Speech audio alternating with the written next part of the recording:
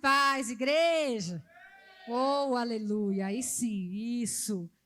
Irmãos, bom dia. Vocês estão bem? Eu acordei, olhei pela janela, falei, Jesus, que tempo nublado, que frio. Hoje o povo vai dormir um pouco mais. E justo também, né? Porque muitos de vocês trabalham e também precisam descansar, mas graças a Deus existem aqueles que não se dobram. Existem aqueles que levantam, que acordam e que faz aí, né, um propósito com o Senhor, de como a Cibele falou aqui, lindamente, de como é bom poder entregar não só o domingo, que já é o nosso primeiro dia da semana, mas domingo pela manhã, né? Que é aquele momento que você está entregando ali a sua primícia de fato. E é bom estar aqui nessa manhã, é bom sempre poder ter o privilégio de ministrar nessa casa, uma casa de oração, uma casa que abençoa muito a minha vida, a minha família, e eu tenho certeza que a vida de vocês também. E o Senhor colocou uma palavra no meu coração. Já tem alguns dias já que o Senhor fala comigo com essa palavra, e não tinha tido ainda o momento, não é nem a oportunidade, mas o momento de falar sobre ela. E quando surgiu a oportunidade de ministrar aqui, o Senhor falou comigo. É aquela palavra que eu tinha colocado no seu coração, é para hoje. É para este dia. E que bom, irmão, porque nós podemos nos alegrar, porque este é o dia que o Senhor nos deu.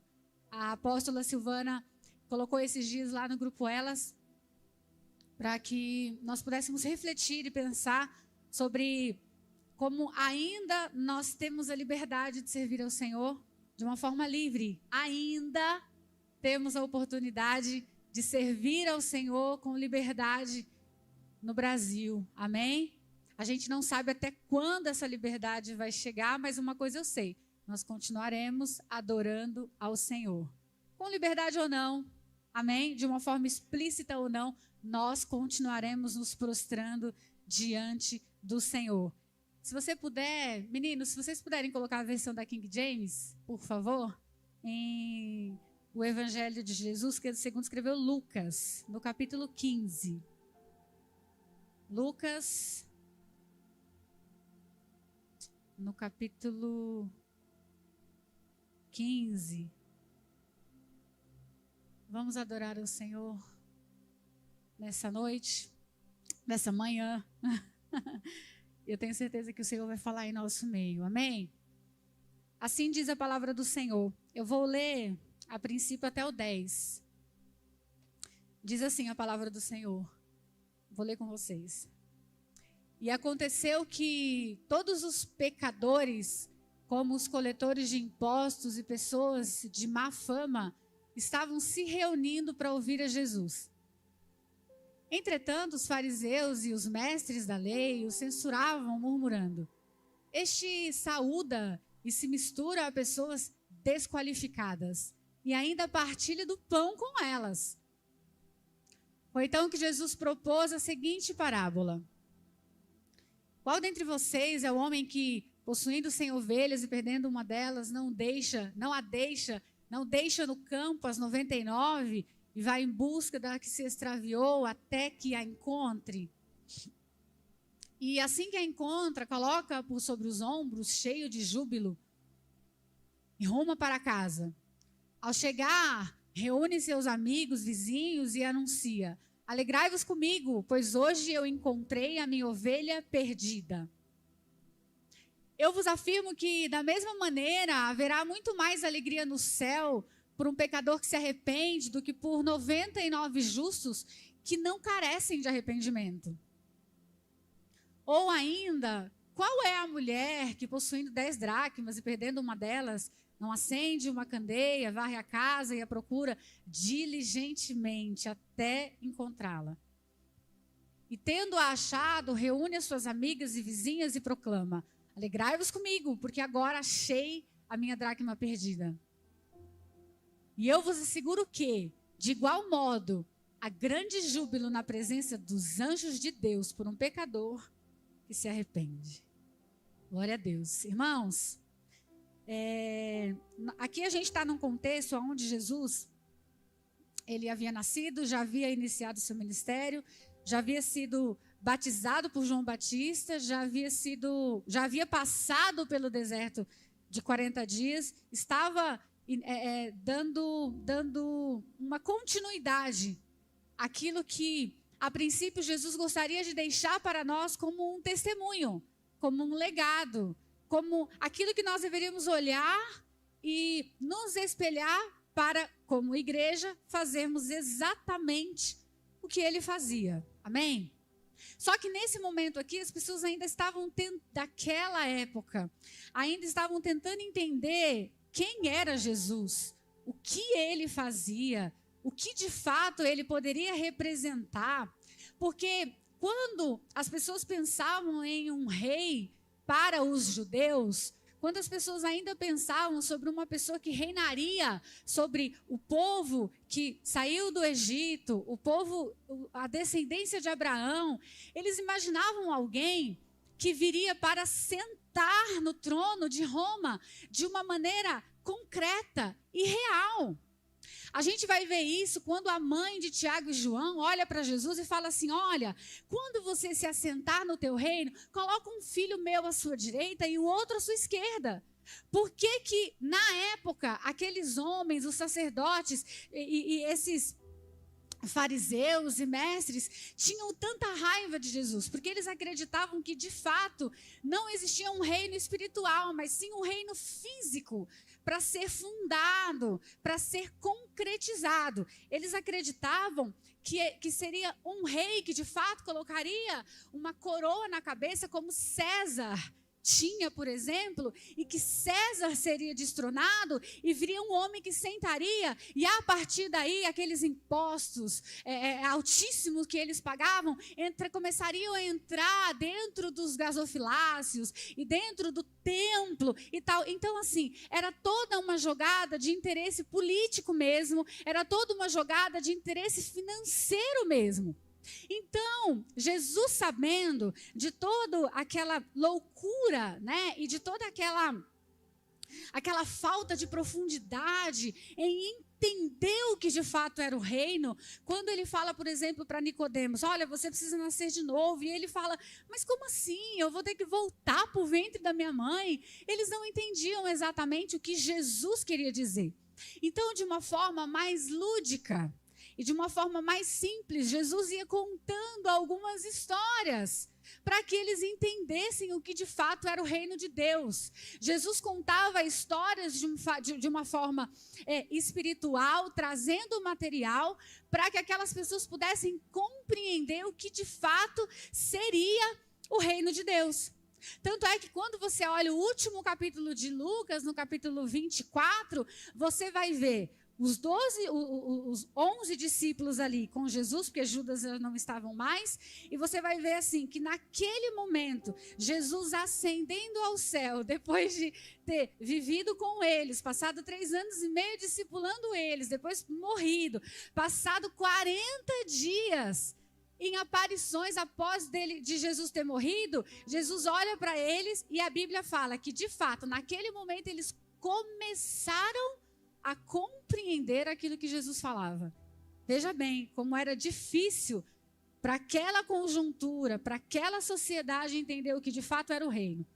Então, quando a gente olha aqui, e isso eu dei só um contexto geral para vocês entenderem o que está acontecendo aqui em Lucas 15, aqueles mestres e os fariseus, e o pastor falou aqui na quinta-feira de uma maneira simples e fácil para a gente entender também, que hoje o termo fariseu é um termo que a gente dá para uma pessoa muitas vezes que não sabe de nada, ou uma pessoa simplesmente religiosa, porque o termo ficou pejorativo. Mas quando você olha aqui, o fariseu era a nata da religiosidade naquela época, era aquele cara que entendia de tudo. Paulo, quando ele vai falar sobre si mesmo e sobre o seu passado, ele fala: ei, eu sou filho de Abraão, eu sou fariseu. Se a gente trouxesse para os dias de hoje, ele falaria: eu sou teólogo, eu sou doutor, eu sou mestre. Então, essa era a pegada dos caras que estavam não sentando para ouvir e seguir, mas para questionar, para ficar criando burburinhos, para ficar criando questionamentos. É quando a pessoa ela senta, mas ela não quer ouvir para aprender e para simplesmente replicar aquilo que está ouvindo. Não, ela ouve com aquele sentido já armada, já questionando, já não aceitando aquilo que está sendo feito. E por mais que Jesus fizesse milagres, e milagres não tem como se contestar, porque não dá para você pegar uma pessoa que é cego de nascença e passar a ver e falar que aquilo é um truque, ainda assim eles iam questionando e ia dizendo, mas isso é espírito de Beelzebu, isso é coisa do diabo e tal. E eles iam colocando ali, arrumando um problema para toda a solução que Jesus encontrava. Então, quando eles olham para Jesus, aqui no versículo 1 do capítulo 15, você vai ver os mestres e os fariseus olhando e falando, mas esse cara, ele é meio esquisito, porque ele se reúne com pessoas desqualificadas, com pessoas de má fama, com coletores de impostos. Irmãos, ser coletor de imposto não era pecado.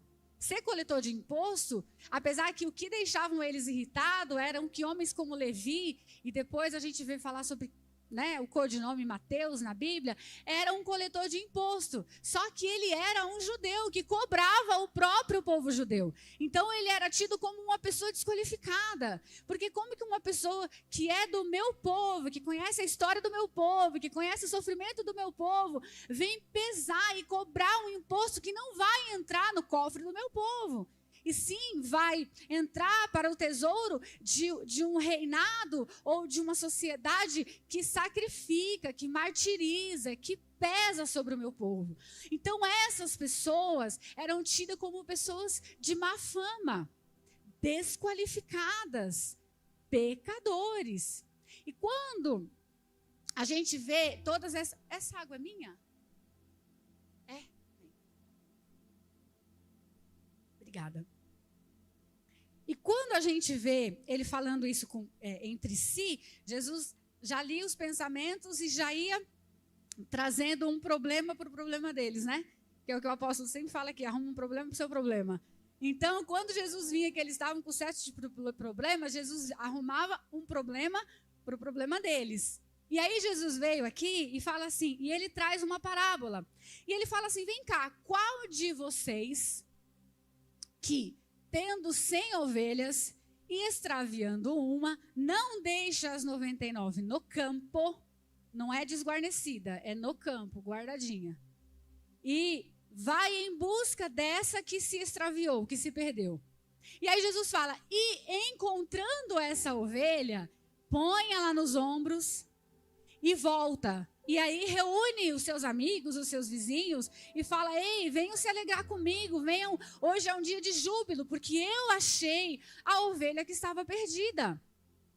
E aí, quando você vai para a segunda história que Jesus conta, ele já fala o seguinte, e qual de vocês, aqui como sendo uma mulher, possuindo 10 moedas, 10 dracmas, 10 notas de 100 reais, irmãos, perdendo uma que seja, apenas uma, sabe assim, você tem lá no seu guarda-roupa, R$1.000, 100 notinhas de 100 reais, aí você vai contar, só tem 900, você fala, meu Deus, como assim? Perdi 100, não.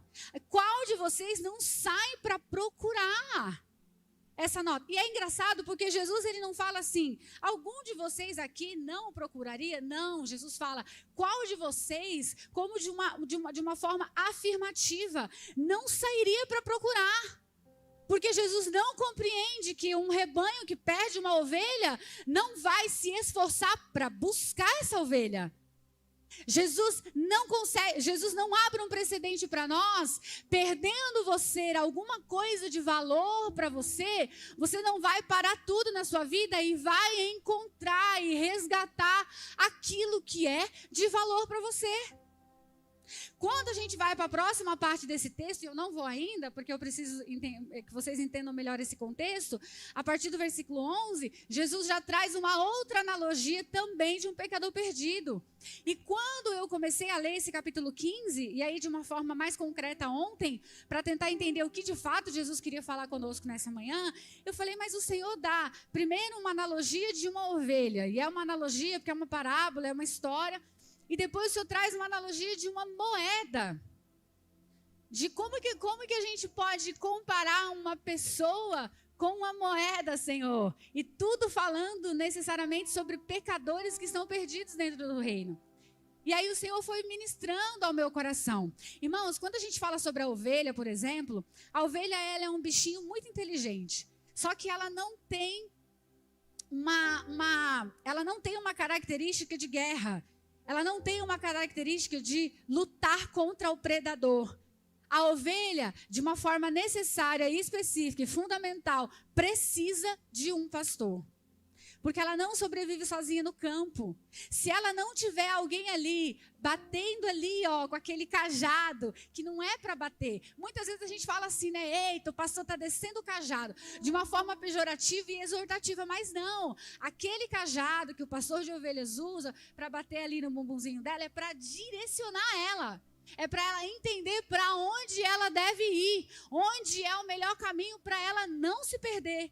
Então, quando o pastor quiser, ou o seu líder, você entender que ele está descendo o cajado em você, como a gente tem uma forma crentez de falar, é porque ele está tentando ensinar para você qual que é o melhor caminho para você seguir sem que você se perca. E você não se perdendo, você não corre o risco de ser atacado, abocanhado pelo inimigo da sua alma. Porque a ovelha, quando ela se perde, ela está ali, aparentemente, ela está no ambiente dela. Aparentemente, ela está no campo, só que ela não sabe exatamente onde está o predador. Ela não sabe que ela pode estar caminhando rumo a um precipício. Ela não sabe, ela simplesmente vai, porque ela não tem malícia. Então, irmãos, existem pessoas dentro da igreja que sim, elas precisam ser direcionadas. Sim, elas vão precisar a vida inteira de alguém ali, cuidando, direcionando. Às vezes a gente perde a paciência, né? A pessoa, você fala assim, ô fulano, por que você não foi para a célula ontem? A igreja está aberta há 7 anos, Camila. 7 anos tem célula semanal. Aí a pessoa fala assim, mas teve. Você fala, teve, coisa lerda. Por que você não foi? Você tem que ir. Aí a gente fica, Cibele, a gente fica com aquela coisa assim, meu Deus, como é que pode? Tem que falar todo dia a mesma coisa para essa criatura. E quem tem filho sabe, tem que falar todo dia. Menino, vai escovar o dente, senão seu dente vai cair. Menino, tem que cortar o cabelo para parecer que você não é um menino sem mãe.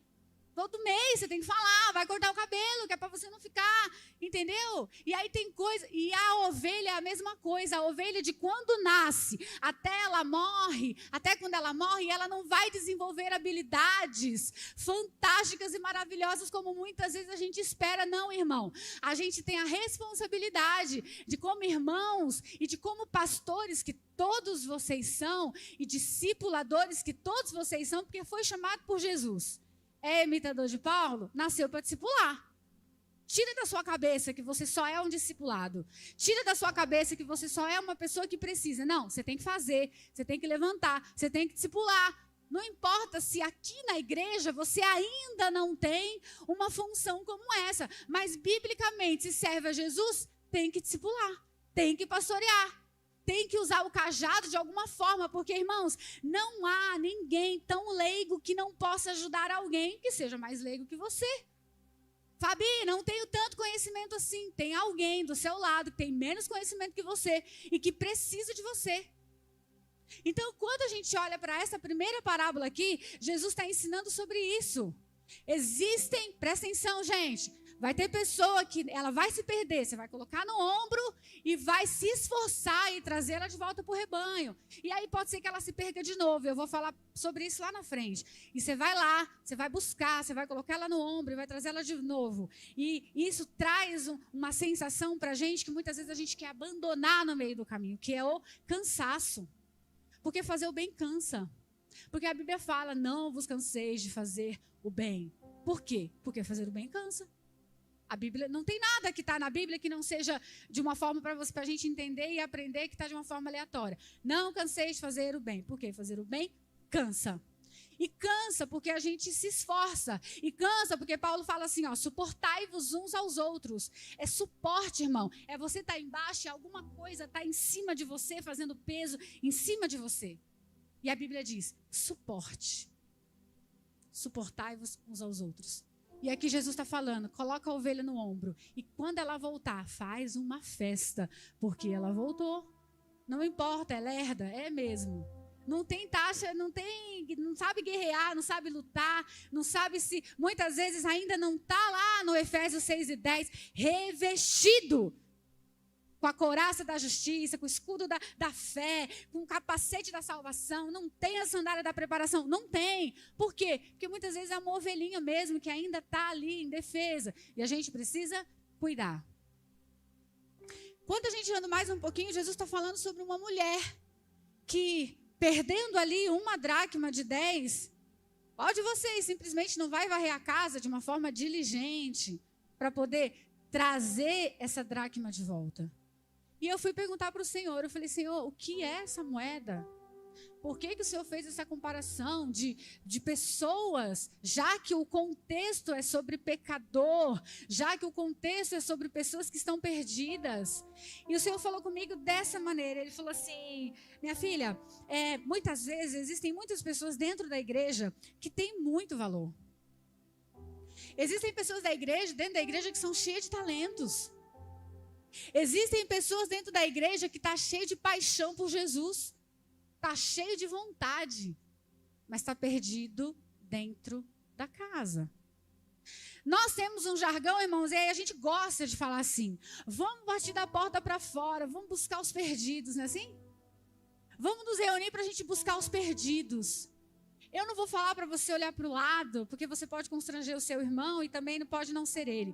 Mas se você dá um giro de 360 graus aí aonde você está, tem alguém perdido aqui dentro. Está aqui, mas está perdido. Está cheio de valor, está cheio de vontade, está cheio de paixão, mas está perdido. Não tem o principal, que é a luz do Senhor. E eu fui perguntar, eu falei, Senhor, por que ela acende a candeia, ela traz a luz? E o Senhor falou, tem um monte de gente dentro da igreja, não vive a luz da palavra. Porque a luz é a palavra, Salmo 119 fala sobre isso. Luz para o meu caminho, lâmpada para os meus pés, é a tua palavra. Então, irmãos, eu sinto muito, mas muitas vezes a igreja está cheia. Muitas vezes a gente olha, as pessoas estão aqui. Mas percebe que, às vezes, o Espírito Santo, o Senhor, Deus está usando o pastor, o apóstolo. E tem um movimento espiritual acontecendo. E a gente olha para o lado e vê um monte de gente perdido. Um monte de gente que não está conseguindo entender o que é esse movimento. Um monte de gente que não está conseguindo entender o que Deus está falando através desse altar.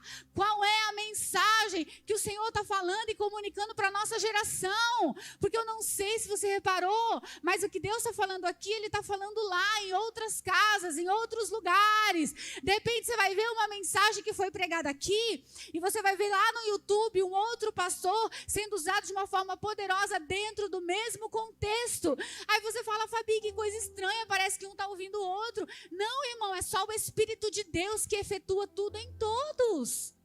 Aqueles que têm ouvido, ouça o que o Espírito diz à igreja. E não é a King, é o corpo de Cristo.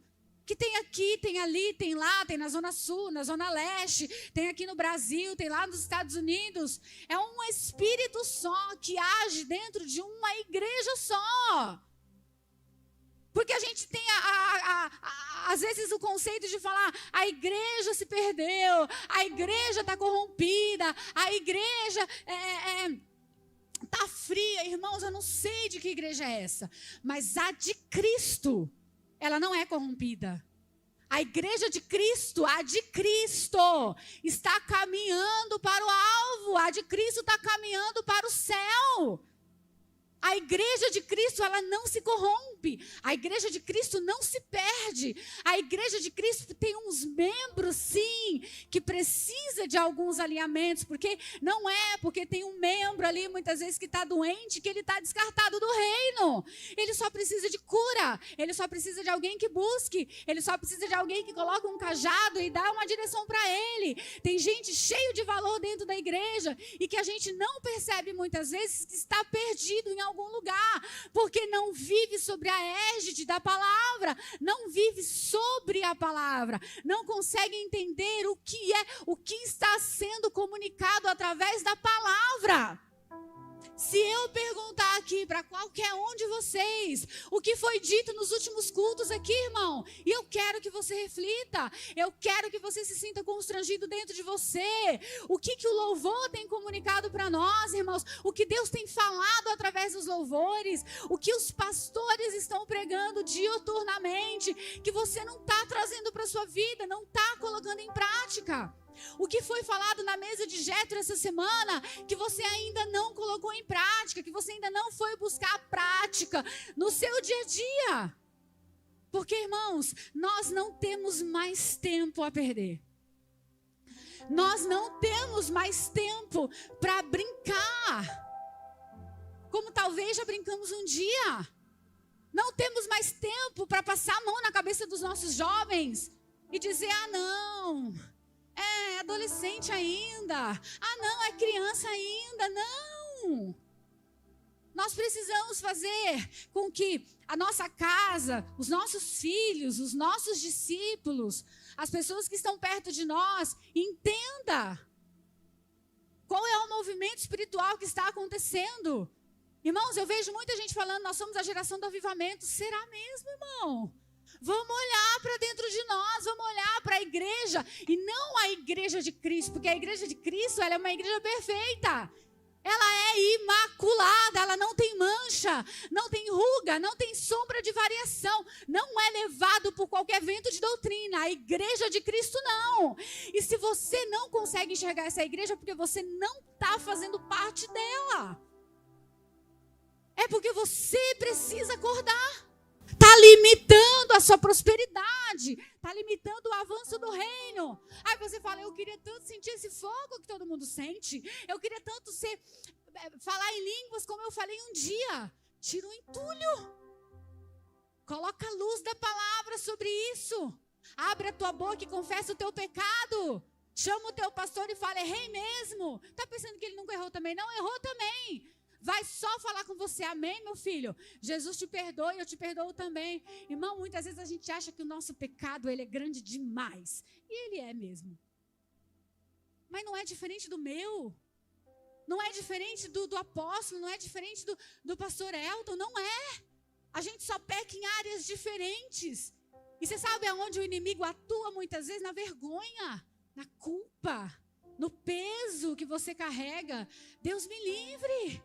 E se o pastor sonhar que eu fiz isso, eu tive coragem de fazer isso. Ô, irmão, o pastor sabe, tá? Deus mostra tudo, ele sabe. Inclusive, muitas vezes o que está te parando, o que está te impedindo. E você fica carregando um peso desnecessário. Deixa o peso hoje. Confessa hoje. Para que esse negócio que vai acontecer no tempo de Deus, o tempo de Deus, irmão, está acontecendo. Tem um monte de gente que não acordou hoje, esperando o tempo de Deus acontecer e nem acordou. Tem que levantar, tem que converter, tem que tirar o lixo, tem que se esforçar, tem que buscar a ovelha, colocar no ombro. Quando chegar a bendita, fazer uma festa. E se ela extraviar de novo, você vai de novo, com o mesmo esforço. Põe ela no ombro, volta e faz uma festa para ela. Se a dracma perder, vai lá, varre, coloca a luz da palavra. Se perder de novo, vai lá, acende a luz de novo, varre de novo, irmãos. Porque é assim que a gente vai caminhando de fé em fé, de glória em glória, até Jesus voltar. Até Jesus voltar.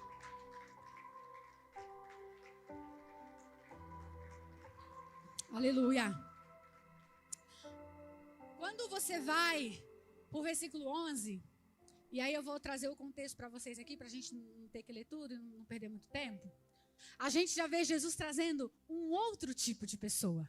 Então a gente tem aqui a ovelha lerdinha, mas que precisa de um cajado, precisa de um pastor para ser direcionado de quando nasce até morre. É isso. Quando você olha para a dracma, um monte de pessoas, cheio de paixão, cheio de valor. E não é valor de dinheiro não, é que a Bíblia trata como uma moeda, como algo financeiro, mas gente cheia de talento, cheia de dom, cheia de vontade, mas está perdido dentro da casa. Precisa ser encontrado por alguém. Precisa ouvir a palavra e praticar a palavra, à luz da candeia, à luz da palavra de Deus. Só que quando você vai para Lucas 15, a partir do versículo 11, você vai ver Jesus continuando uma parábola e ele dá um outro parâmetro, ele faz uma outra analogia de um pai que tinha 2 filhos. Um filho ali, ó, bem crente, bem religiosinho, fazendo tudo que tem que ser feito, sem tirar nem pôr. Para fazer, vamos fazer. Para chegar, vamos chegar. Ali, ó, sem reclamar, mas fazendo. Fazendo a obrigação, amém? E tinha um outro que tinha consciência de filho. Sabia que era filho. Sabia que tinha uma herança para receber. Só não sabia que se herança de pai só recebe quando o pai morre. Não é assim? É assim, né? Até hoje é assim, inclusive. Só que ele chega para o pai e ele fala, ó, cansei dessa vida mais ou menos, cansei de viver na roça, quero ir para a cidade, quero curtir minha vida. E é o seguinte, dá a minha parte na herança para que eu possa ir e viver o que eu tenho para viver. Aí o pai, ele não fala assim, não vá não. Não, vai ser perigoso para você. Não, meu filho, você não sabe o que te espera no mundo lá fora. Não, meu filho, o mundo é cruel demais. Meu filho, o pecado parece doce, mas o final é amargo. Meu filho, o pecado parece bom, mas o final é de morte. Não, ele não dá sermão. A Bíblia vai dizer que ele dá a herança do filho, a que lhe competia ao filho, e o filho vai. E o filho gasta tudo que tem para gastar, e naquela comunidade, naquela sociedade, naquela época, houve uma grande fome. Houve uma grande dificuldade econômica. O Banco Central não estava dando conta, a moeda desvalorizou, a inflação aumentou. Sabe assim, já não estava valendo mais nada? Manja a Argentina? Você trabalha o mês inteiro para ganhar R$20? Sabe assim? Que você precisa, só os milionários conseguem comprar um frango? Aí você fala, Fabi, é isso, irmão. Na Venezuela o povo está comendo, já comeu todos os cachorros que tinha para comer, já comeu todos os ratos e pombas que tinha para comer, e é hoje isso. E aí o menino, quando ele vê, vamos ler aqui, ó, a partir do 16, por favor.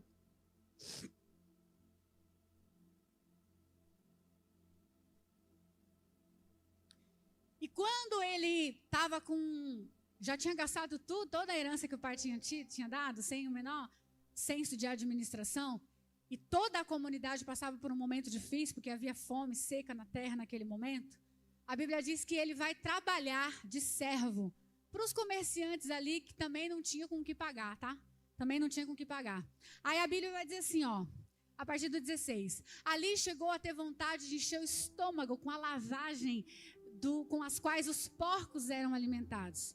No entanto, ninguém lhe dava absolutamente nada, nem a lavagem ele comeu. Já vi muita gente falando que o filho pródigo comeu as lavagens do porcos. Não comeu. Ele teve vontade, mas nem isso lhe davam. Absolutamente nada. Foi quando, caindo em si, falou consigo mesmo. Quantos empregados do meu pai têm comida com fartura e eu aqui morrendo de fome? Próximo, por favor. Levantar-me-ei, tomarei o caminho de volta para o meu pai, e ao chegar lhe confessarei: Pai, pequei contra o céu e contra ti. Até aí, por favor. Irmão, é tão engraçado que a gente fala assim, o filho pródigo voltou, né? Volta o filho arrependido. Mas a Bíblia vai dizer, um pouquinho antes disso, que ele sentiu fome. Ele precisou passar por um momento de extrema dificuldade, de necessidade, para que pudesse entender os benefícios que tinha na casa do pai. Lembra que eu falei aqui que o pai não deu aquele sermão? Meu filho, não vá. Meu filho, pelo menos Jesus não descreve isso. Não faça isso. É difícil demais lá fora. Aqui você está sendo criado pelo pai. Aqui dentro da casa do seu pai você tem de tudo. Lá fora você vai ter que trabalhar para ter. Não faça isso. Não. Só que independente, irmão, de você saber ou não aonde você está se metendo, as consequências virão. E não tem esse negócio. Tem muita gente falando, não, mas Deus não leva em consideração o tempo da ignorância. Opa, calma aí. A gente precisa entender qual que é o contexto. Se você colocar um bebê de 6 meses aqui em cima, irmãos, independente dele entender da lei da gravidade, ele vai rolar e ele vai cair. Mas não é justo ele cair, porque ele não conhece da lei da gravidade, ele não sabe, não importa. Se alguém de uma forma irresponsável colocar um bebê aqui, ele vai cair, ele vai se machucar, ele vai sofrer a consequência pela irresponsabilidade de alguém, mas ele vai. É assim, irmão, não tem jeito, é a lei da vida, é a lei, a gente não tem para onde correr. Então, esse menino, quando ele cai, a Bíblia fala que ele cai. Sabe assim, irmão? Sabe quando a escama dos seus olhos simplesmente cai? Sabe quando você tira a venda dos seus olhos? Sabe quando o diabo fala assim, ó, tirei você da casa do teu pai, agora não tem mais interesse nenhum em te ajudar, em te esconder, em fazer nada. Agora, fica você sozinho mesmo. Eu nem preciso mais colocar a mão, porque o próprio homem, irmãos, busca o seu caminho de destruição. Muitas vezes a gente vai colocando na conta do diabo, não é não, irmãos? Não é não. O diabo ele vai potencializando muitas vezes aquilo que a gente mesmo busca. E esse jovem buscou. E a Bíblia vai dizer que ele caiu em si. E quando ele caiu em si, ele pensou, uau, os jornaleiros do meu pai, os empregados do meu pai, trabalham e comem, eu vou voltar. A princípio percebe que ele volta não por um arrependimento genuíno. Ele volta porque ele está com fome. Ele volta porque ele está sentindo uma extrema necessidade. E é esse tipo de pessoas que muitas vezes a gente tem que lidar. Você fala, você discipula, você faz o que tem que fazer e ele vai quebrar a cara. Aí ele posta muitas vezes uma fotinha, bebendo uma cervejinha, bebendo um negocinho, se achando o tal, achando que está tudo bem. Aí você olha com tristeza e fala, meu Deus, mas para ele está tudo bem. Até o dia que ele te manda uma mensagem. Paz fulano. Aí você sabe, começou a dar ruim. Aí a gente como cristão, irmãos, a gente quer fazer, né? Não, agora você que se vira. Também não vou mais gastar meu tempo com você, não. Não, Jesus fala, vai lá, pega a ovelha, põe no ombro. Volta, faz uma festa para ela. Só que, irmãos, percebe que... Olha que fantástico esse passo a passo. Porque, a princípio, ele tem sim uma vontade de voltar para uma extrema necessidade. Mas logo depois ele fala o seguinte. Ele vai se encontrar com o pai e ele fala assim... Não sou mais digno de ser chamado teu filho. Trata-me como um dos teus trabalhadores. Olha o orgulho aí. Bora. Mais um. E logo em seguida levantou-se e saiu na direção do pai. Vinha caminhando, ele ainda distante, quando seu pai o viu pleno de compaixão. Correu ao encontro do seu filho, muito abraçou e muito beijou. E aí o filho declara, pai, pequei contra o céu e pequei contra ti. Não sou mais digno de ser chamado o teu filho. E aí, irmãos, onde está o pulo do gato? E é aí aonde a gente precisa chegar todos os dias. É entender que o nosso pecado, antes de pecar contra o meu marido, eu estou pecando contra Deus. Antes de pecar contra a minha esposa, de falar grosso com ela, de falar alto com ela, de destratá-la, eu estou pecando contra Deus. Ontem o Miguel e eu estávamos tendo uma conversa. E ele estava falando comigo sobre relacionamento e me fazendo algumas perguntas. E ele falou assim, mãe, quando uma pessoa trai a outra pessoa, tal, foi alguma coisa nesse sentido. O direito de trair novamente, o direito de revidar, o direito de vingar. E eu falei para ele, filho, a única coisa que você precisa pensar é que eu até posso me vingar dessa pessoa. Posso, tenho o direito, a pessoa que faz tem o direito, sei lá. Só que antes de você pecar contra uma pessoa, você está pecando contra Deus.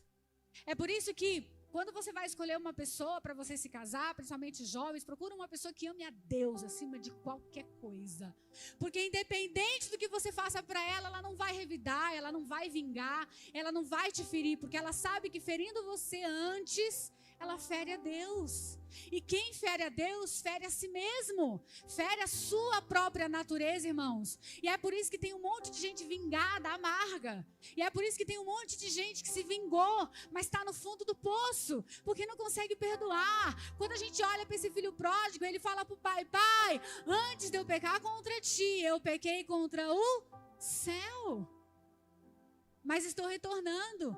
E o pai bondoso, amoroso, coloca um anel no seu dedo, coloca uma sandália nos seus pés, coloca uma nova túnica, troca a roupa dele. A gente já tem ouvido aqui palavras como essa. E é importante que você pegue palavras como essa. O pastor Tony pregou, o apóstolo Anderson pegou também sobre essa mudança de roupa, o tirar a barba, o trocar as sandálias. Irmãos, é mudança de comportamento, é uma metanoia, é fazer como esse filho fez. Pai, antes de pecar contra minha mãe, antes de pecar contra mim mesmo, eu pequei contra o Senhor e eu preciso me levantar, eu preciso tirar esse entulho, eu preciso acender a luz da palavra, eu preciso voltar para o caminho da onde eu saí. Irmão, não tenha vergonha de voltar sem a herança perdida, não tenha medo de voltar sem os valores que você perdeu, não tenha medo, irmãos, de voltar com um pecado que na sua cabeça é grande demais. Não é, porque não há pecado que não possa ser perdoado quando há arrependimento, quando há um descarte desse pecado, irmãos. Não há. Aquele que confessa e deixa e abandona alcança a misericórdia. É tempo de prostrarmos o nosso rosto no pó para que talvez haja esperança. Talvez haja esperança. Agora eu queria, para eu terminar, diz assim, ó, talvez uma coisa que você vai mudar aí na sua cabeça. E nunca mais você vai fazer esse caminho de volta. Nunca mais você vai ir e voltar. Nunca mais. Depois que você entender isso. No versículo 7 diz assim: eu vos afirmo que da mesma maneira haverá mais alegria no céu por um pecador que se arrepende, do que por 99 justos que não carecem de arrependimento. O 10 vai dizer assim: eu vos asseguro, Jesus, eu vos asseguro, novamente, que de igual modo há grande júbilo na presença dos anjos de Deus por um pecador que se arrepende. Muitas vezes você vem, você volta, o pastor ora, você confessa. Aí a gente fala assim, aleluia, festa no céu. Não há festa no céu quando você volta. Há festa no céu quando você se arrepende e para de pecar. E sai do caminho de pecado, e sai do caminho de perdição. É por isso que vez ou outra, em 7 anos, você vê pessoa que vem, e que vai, e que vem, e que vai. Tem um encontro com Deus, ela se inscreve, ela vai, a chama vem, acende, ela volta. Quando é o próximo encontro, a pessoa apagou, foi embora, acabou. Por quê? Está fazendo o caminho de volta, mas não há festa no céu quando há caminho de volta. Só há festa no céu quando um pecador se arrepende. A Bíblia vai dizer que Jesus, quando se encontra com Zaqueu naquela árvore, por ser baixinho em estatura, Jesus olha para ele e fala: desce depressa, porque hoje me convém jantar na sua casa. Eu vou estar na sua casa. Era um coletor de impostos, era um homem corrupto, mas Jesus gostava de gente de má fama, Jesus gostava de gente desqualificada, Jesus gostava de gente que não fazia parte da nata da sociedade. Talvez, a Bíblia vai dizer lá no primeiro versículo de Lucas 15, Jesus se reunia com toda espécie de pecadores, irmãos, e é por isso que nós estamos aqui, porque aqui hoje tem toda espécie de pecadores que Jesus ama se reunir, que Jesus quer nos ter como seguidores de Cristo, irmãos. E Jesus vai olhar para Zaqueu e ele vai falar: o que você fez não está certo, mas hoje eu vou sentar na sua mesa. Só que a Bíblia não diz que há salvação quando Jesus entra na casa dele. Sabe por quê? Porque Jesus entrou na casa também de Simão o leproso, e ele ficou com Jesus dentro da casa, questionando, falando sobre a mulher que estava aos pés de Jesus. E Jesus olha para ele e fala: você fala dela porque ela é adúltera, porque ela é prostituta, mas desde que eu estou aqui, essa desqualificada não deixa de beijar os meus pés, já lavou os meus pés com o melhor que ela tinha. Você não me deu um beijo no rosto, você não colocou a mesa para mim, você não lavou os meus pés. É tão tradicional, mas nem a tradição que a religiosidade de vocês tanto pede, vocês conseguiram fazer por mim. Então não é quando Jesus entra, não é simplesmente quando você põe um louvor e você se emociona lá na pia da sua mesa e você acha que Jesus está aqui. Ele está, mas será que a salvação dele já entrou na sua casa? Será? Aí Zaqueu olha para Jesus e fala: eu tenho sido muito corrupto, Jesus. Eu afanei, eu corrompi, tirei de um monte de gente, mas, ação de graça, irmãos, lembra? Ação de graças, ação. Arrependimento gera ação. E aí é onde você vê se você de fato se arrependeu. Aí é onde você vai perceber que você não vai ter de novo um caminho que você vai ficar indo e voltando. É quando você vai fazer o caminho uma vez só e nunca mais vai voltar por esse caminho, porque você se arrependeu. E você vai ter uma ação de arrependimento. E Jesus olha para Zaqueu e Jesus fala assim, lá em Lucas 19, se você ler, não vou ler porque eu vou terminar. E Jesus olha para ele e fala assim, tá, mas e aí, o que você vai fazer? Roubou, corrompeu, afanou?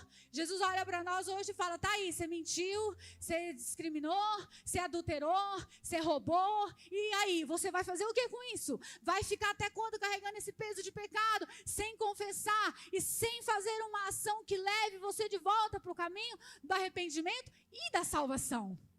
E Jesus olha para eles, aqui eu falo, Senhor, vou dar para os pobres metade do que eu tenho, e a quem eu roubei eu darei 4 vezes mais. Aí Jesus conclui o plano. Jesus pode talvez até tenha levantado da mesa e fala, agora sim, hoje houve salvação nessa casa. Hoje houve salvação nessa casa. Porque Jesus entrou? Não. Porque houve uma ação de arrependimento, metanoia, mudança de comportamento, mudança de atitude.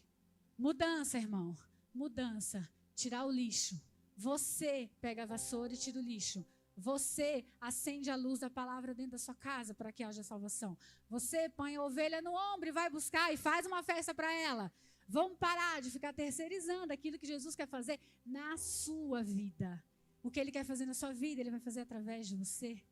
O que Ele vai fazer na vida dos seus filhos, Ele vai fazer através de você. Através da bênção que você vai atrair para sua casa. É momento da gente se levantar.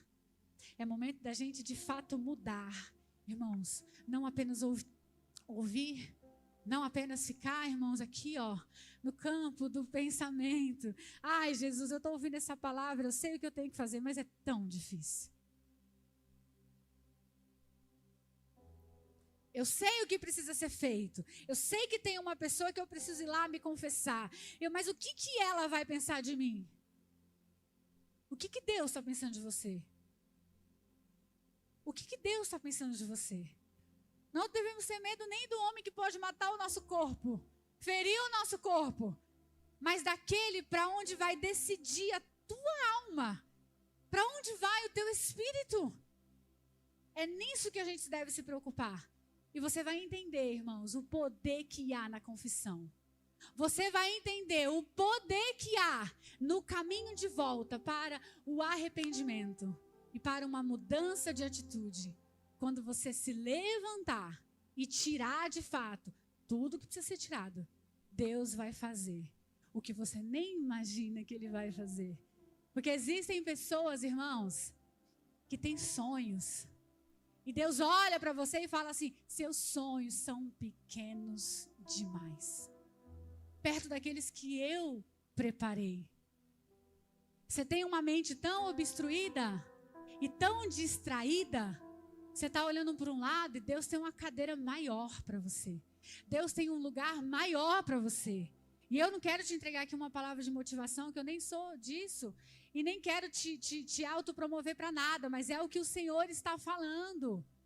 Deus precisa trocar as nossas vestes.